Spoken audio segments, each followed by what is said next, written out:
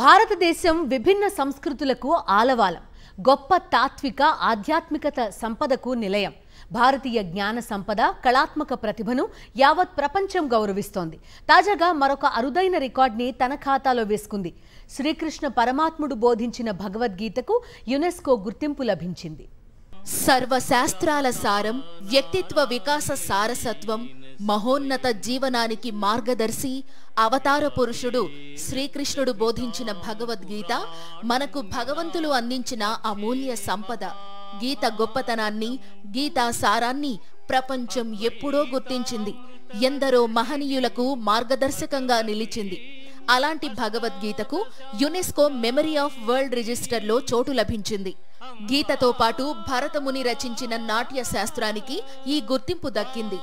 అత్యుత్తమ విలువ కలిగిన పుస్తకాలు, డాక్యుమెంటరీలను సంరక్షించేందుకు ఇది దోహదం చేస్తుంది. కేంద్ర సాంస్కృతిక పర్యాటక శాఖ మంత్రి గజేంద్ర సింగ్ షెకావత్ ఈ విషయాన్ని ఎక్స్ వేదికగా వెల్లడించారు. భగవద్గీతకు యునెస్కో గుర్తింపుపై ప్రధాని మోదీ సంతోషం వ్యక్తం చేశారు. ఇది ప్రతి భారతీయుడు గర్వించదగ్గ క్షణమన్నారు. గీత, నాట్య శాస్త్రాన్ని యునెస్కో రిజిస్టర్లో చేర్చడం మన జ్ఞాన సంపద, సాంస్కృతిక వారసత్వానికి లభించిన ఘనమైన గుర్తింపుగా పేర్కొన్నారు. కురుక్షేత్ర రణరంగంలో సోదరులు, గురువులు, బంధుజనులందరినీ చూసి ధనుర్బాణాలు విడిచిన అర్జునుడికి శ్రీకృష్ణుడు చేసిన బోధ భగవద్గీత. ఇందులో 18 అధ్యాయాలు ఉన్నాయి. మనుషులు ప్రవర్తించవలసిన తీరు, పారలౌకికాన్ని పొందే తెన్ను రెండింటినీ శ్రీకృష్ణుడు బోధించాడు. యుగ యుగాలుగా, తరతరాలుగా భగవద్గీత మానవులకు జ్ఞానం అందిస్తూనే ఉంది.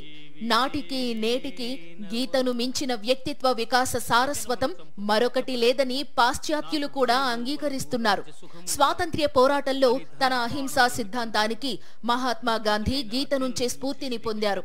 ఇక భరతముని రచించిన నాట్య శాస్త్రాన్ని కళా ప్రదర్శనలకు సంబంధించి ఒక ముఖ్యమైన గ్రంథంగా పరిగణిస్తారు.